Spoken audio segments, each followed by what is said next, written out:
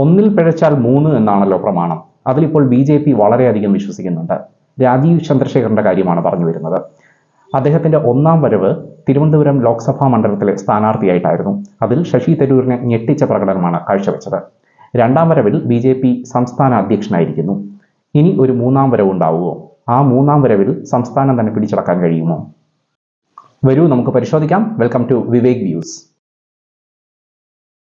നവകേരള നിർമ്മിതിക്കായി പിണറായി വിജയനും സംഘവും പരിശ്രമിക്കുമ്പോൾ അതിനൊത്ത ഒരു ഹൈടെക് പ്രസിഡന്റിനെ അവതരിപ്പിച്ചിരിക്കുകയാണ് BJP സംസ്ഥാന നേതൃത്വം.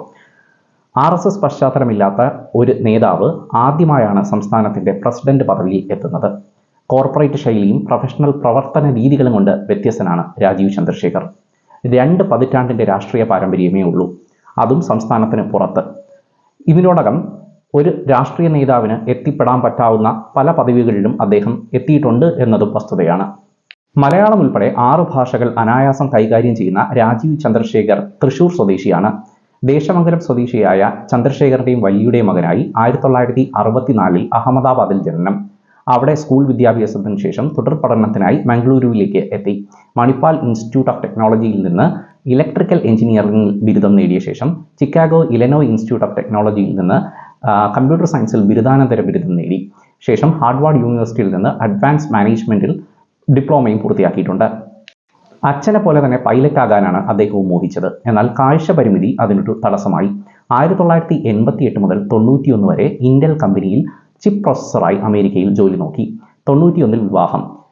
BPL ചെയർമാനായ IGP നമ്പ്യാറുടെ മകൾ അഞ്ജുവിനെയാണ് വിവാഹം കഴിച്ചത്. അതോടുകൂടി BPLൽ ചേർന്നു. 94 BPLന്റെ തന്നെ മൊബൈൽ കമ്പനി ആദ്യമായി രൂപീകരിച്ചു. ആ കമ്പനി പിന്നീട് മറ്റൊരു കമ്പനിയിൽ ലയിച്ചു. 2005 ജൂപ്പിറ്റർ ഫിനാൻഷ്യൽ ഇൻവെസ്റ്റ്മെന്റ് എന്ന ഒരു സ്ഥാപനം തുടങ്ങി. കർണാടകയിൽ നിന്ന് സ്വതന്ത്രനായി രാജ്യസഭയിൽ എത്തുന്നതോടുകൂടിയാണ് അദ്ദേഹത്തിന്റെ രാഷ്ട്രീയ പ്രവർത്തനം തുടങ്ങുന്നത്. 2006 മുതൽ 2018 വരെ തുടർച്ചയായി 2 തവണ അദ്ദേഹം കർണാടകയിൽ നിന്നുള്ള സ്വതന്ത്ര രാജ്യസഭാംഗമായിരുന്നു. 2007 അദ്ദേഹം 2G സ്പെക്ട്രം അഴിമതി പുറത്തു കൊണ്ടുവന്നത്.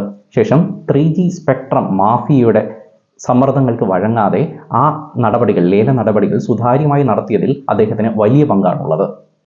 അതോടെ BJPയുമായി അടുത്തു. 2012 കർണാടകയിലുണ്ടായ വെള്ളപ്പൊക്കത്തിൽ പുനരധിവാസ പ്രവർത്തനങ്ങൾക്ക് പുതിയ മാർഗങ്ങളുമായി എത്തി മുഖ്യമന്ത്രി യെദ്യൂരപ്പയുമായി അടുത്തു. അങ്ങനെ 2018 അദ്ദേഹം BJPയുടെ പിന്തുണയോടുകൂടി തന്നെ രാജ്യസഭാംഗമായി. BJP സഹയാത്രികനായി മാറി. IT നൈപുണ്യ വകുപ്പിന്റെ മന്ത്രിയുമായി. BJP സ്ഥാനാർത്ഥിയായി മത്സരിക്കുന്നതിന് മുമ്പ് തന്നെ കേരളത്തിന്റെ കാര്യത്തിൽ അമിത്ഷായും നരേന്ദ്രമോദിയും രാജീവ് ചന്ദ്രശേഖറിൽ പ്രതീക്ഷ വെച്ചിരുന്നു. അദ്ദേഹം BJP വക്താവായും കേന്ദ്ര വക്താവായും പ്രവർത്തിച്ചിട്ടുണ്ട്. 2019 ലോക്സഭാ തിരഞ്ഞെടുപ്പിന് മുമ്പായി NDA കേരള വൈസ് പ്രസിഡന്റായി.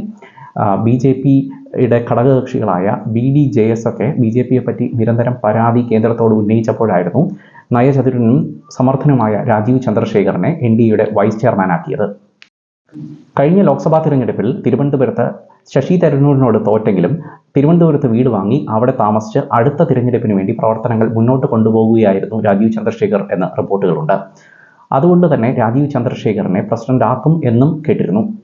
എനിക്ക് സാധ്യതയുണ്ട്, എനിക്ക് മാത്രമല്ല മറ്റെല്ലാവർക്കും സാധ്യതയുണ്ട്, എന്തായാലും മാർച്ചിൽ അറിയാമല്ലോ. ഇങ്ങനെയായിരുന്നു അന്നത്തെ രാജീവ് ചന്ദ്രശേഖറിന്റെ പ്രതികരണം. എല്ലാ വിഭാഗത്തെയും പ്രത്യേകിച്ച് യുവജനങ്ങളെ ആകർഷിക്കാൻ കഴിയുന്ന ഒരു നേതാവ് വേണമെന്ന കേന്ദ്ര നേതൃത്വത്തിന്റെ നിർബന്ധമാണ് രാജീവ് ചന്ദ്രശേഖർ എന്ന പേരിലേക്ക് എത്തിച്ചേർന്നതിന് പിന്നിലെ കാരണമെന്ന് നമുക്ക് അനുമാനിക്കാം. പിണറായി വിജയനും സംഘവും നവകേരള നിർമ്മിതിയുമായി മുന്നോട്ട് പോവുകയാണ്. അതിനിടയിൽ കോൺഗ്രസ് മാത്രമാണ് മാറി നിൽക്കുന്നത്. ചെന്നിത്തല വേണോ, സതീശൻ വേണോ, വേണുഗോപാൽ വേണോ എന്നുള്ള തമ്മിലടിയിലാണ് അവരിപ്പോഴും. 2026 നിയമസഭാ തിരഞ്ഞെടുപ്പിൽ കേരളത്തിൽ ഒരു ത്രികോണ പോര് നടക്കണമെന്നുണ്ടെങ്കിൽ യുവജനങ്ങളെ ആകർഷിക്കാൻ കഴിയുന്ന ശശി തരൂരിനെ പോലുള്ള നേതാവ് കോൺഗ്രസിന്റെ മുൻനിരയിലേക്ക് എത്തണം. അല്ലെങ്കിൽ പിണറായി വിജയനും സംഘത്തിനും ഒരു 3-ാം ഊഴം കൂടി കിട്ടിയാലും അത്ഭുതപ്പെടാനില്ല.